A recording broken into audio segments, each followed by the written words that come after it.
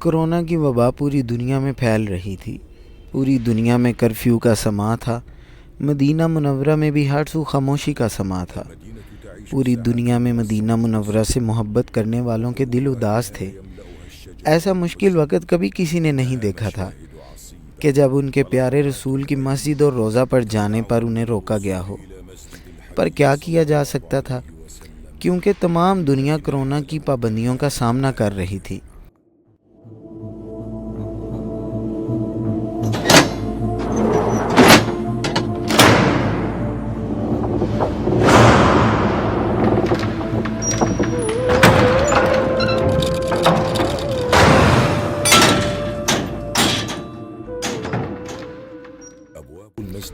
آخر کار باجماعت نمازیوں کا مسجد نبوی میں آنا بند کر دیا۔ اب صرف امام صاحب اور چند نمازی نماز کے لیے آ سکتے تھے۔ ایک دن امام مسجد نبوی نے روتے ہوئے کہا، گھروں پر نماز ادا کریں، تلاوت کریں۔ فَاجْعَلُوا بُيُوتَكُمْ قِبْلَةً وَأَقِيمُوا الصَّلَاةَ اجْعَلُوا بُيُوتَكُمْ قِبْلَةً وَأَقِيمُوا الصَّلَاةَ واغرسوا في دوركم رياض الجنة واذكروا الله وانشروا مصاحفكم واتلوا كتاب الله وطوبى لمن كان۔ کورونا دنیا بھر میں پھیل رہا تھا۔ سعودی عرب میں بھی کیس رپورٹ ہوئے۔ متعلقہ اداروں نے اس صورتحال کو دیکھتے ہوئے زیادہ سخت احتیاطی تدابیر کو اپنایا۔ وارتفاع حالات الإصابة به اتخذت الجهات المعنية مجموعة من الإجراءات الاحترازية المكثفة، أولها إيقاف العمرة والزيارة، وحيث إن المسجد النبوي الشريف من الأماكن التي يجتمع فيها آلاف المصلين، فلقد تقرر 10 رجب المرجب کو عمرہ اور مسجد نبوی کے زائرین کی تعداد 50% کم کر دی گئی۔ مسجد نبوی کا اندرونی پرانا حصہ اور روضہ مطہرہ کی زیارت پر مکمل پابندی لگا دی گئی۔ عشاء کی نماز کے بعد مسجد نبوی کو مکمل طور پر بند کیا جانے لگا۔ وإغلاق المسجد النبوي بعد صلاة العشاء يوميا، وبعد اكتشاف ادھر مدینہ میں پہلا مریض رپورٹ ہو گیا۔ جمعرات 24 رجب المرجب 1441 ہجری کو پہلی بار رسول اللہ صلی اللہ علیہ وآلہ وسلم کی مسجد میں باجماعت نماز پر پابندی لگا دی گئی۔ مسجد نبوی کے وسیع و عریض دروازے مکمل بند کر دیے گئے۔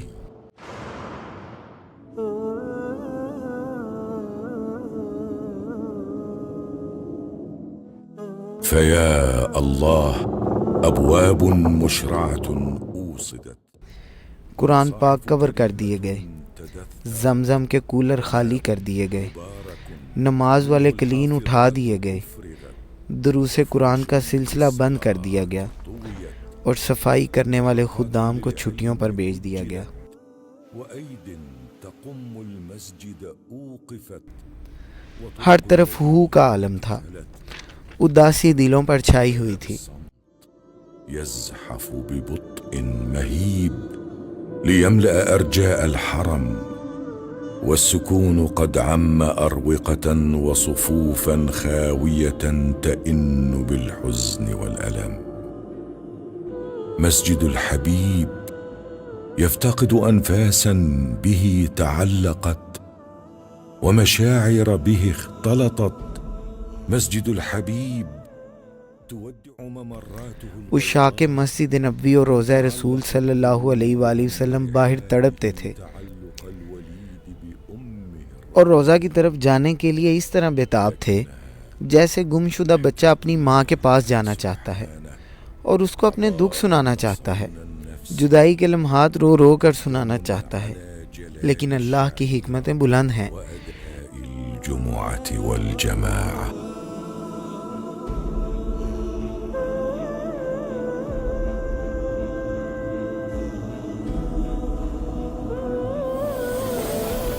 رجب المرجب کا مہینہ اختتام کو پہنچا اور شعبان کا چاند نظر آ گیا۔ دوسری طرف کرونا کے کیسز بڑھتے جا رہے تھے۔ 8 شعبان المعظم کو مدینہ منورہ میں کرفیو لگا دیا گیا۔ داخلی اور خارجی راستوں پر مکمل پابندی اور سخت نگرانی لگا دی گئی۔ امام مسجد نبوی صلی اللہ علیہ وآلہ وسلم نے لوکل اتھارٹی سے تعاون کا کہا۔ يجب علينا جميعا أن نتعاون مع ولاة أمرنا حفظهم الله في التقيد بهذه الإجراءات الاحترازية لأن فيها مصلحتنا جميعا وحفظ أبداننا وأنفسنا وأرواحنا، ومن أعظم مقاصد الشريعة حفظ النفس۔ رمضان کا چاند نظر آ گیا۔ مسجد نبوی کے دروازے ابھی تک بند تھے۔ باجماعت نماز کی اجازت ابھی تک نہیں ملی تھی۔ مدینہ کی گلیاں مکمل خالی تھیں۔ عشاق مدینہ کی آنکھیں مسجد نبوی کے دروازے پر لگی ہوئی تھیں۔ شوقا وعيونهم إليه رانية شرفا ترتقب بشغف بابا يفتح أو طريقا إلى الحرم يفسح۔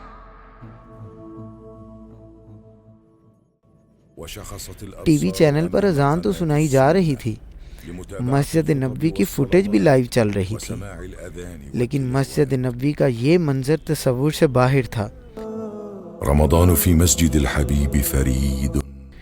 تراویح اور تہجد کی نماز صفوں کے درمیان خلا کے ساتھ چند افراد کو اجازت عنایت کی گئی۔ نماز تراویح کو 20 رکعت سے کم کر کے 11 رکعت پر محیط کر دیا گیا۔ رمضان شریف اختتام کو پہنچا۔ إلى 5 تسليمات لا أكثر، رحماك يا رب رحماك۔ اور عید الفطر کا چاند نظر آ گیا۔ لوگوں نے نماز عید گھروں میں ادا کی۔ بين جدران بيوتهم ونفوسهم تهفو من بعيد، لكن البشرى والأمل في الآتي سلوى المؤمن برب عظيم۔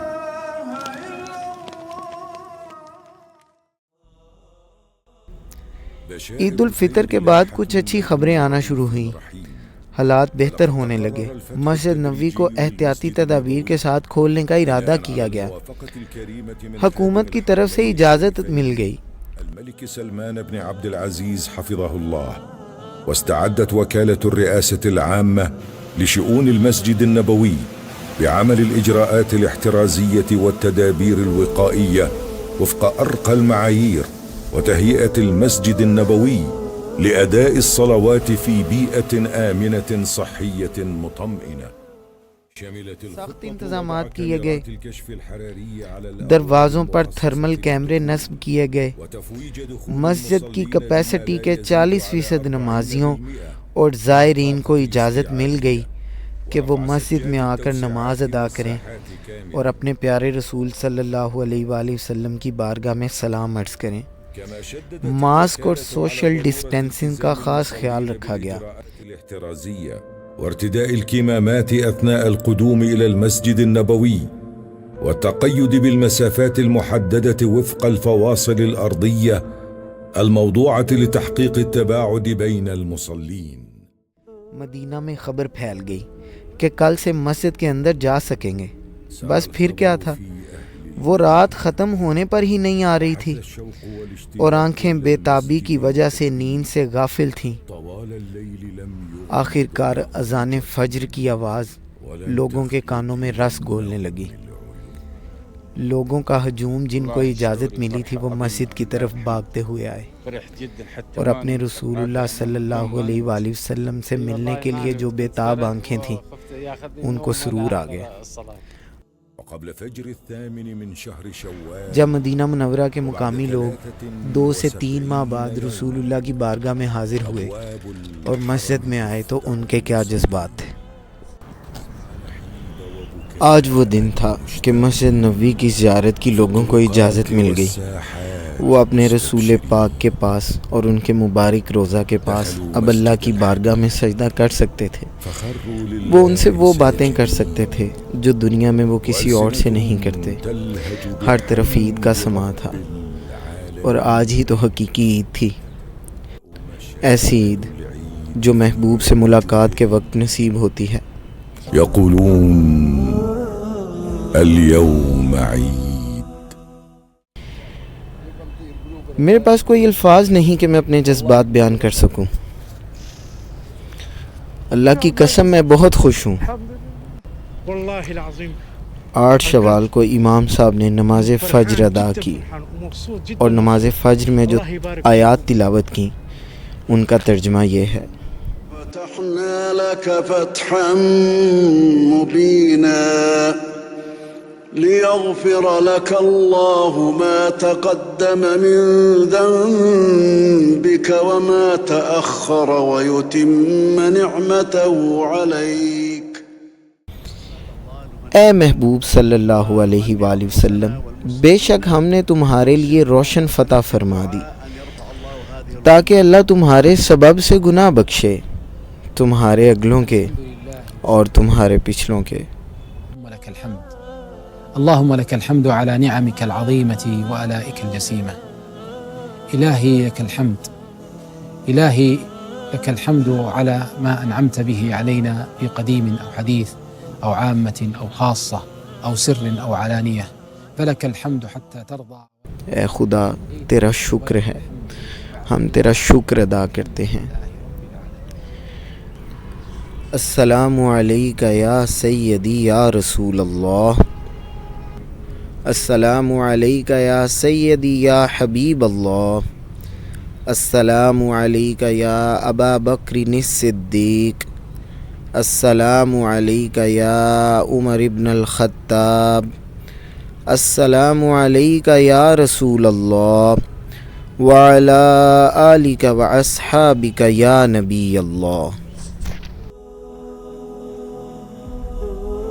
سنظل نرددها في السراء والضراء اللهم لك الحمد، لك الحمد عادت إلينا الحياة وعادت إليك جموع الصلاة وبيتك عاد له التائقون وآمين صاح بها المسلمون بشوق يهز الوجود صدى وعاد الأذان بحس جديد وكم كان يشدو بصوت وحيد ويذرف خمسا شعور الغياب يعاني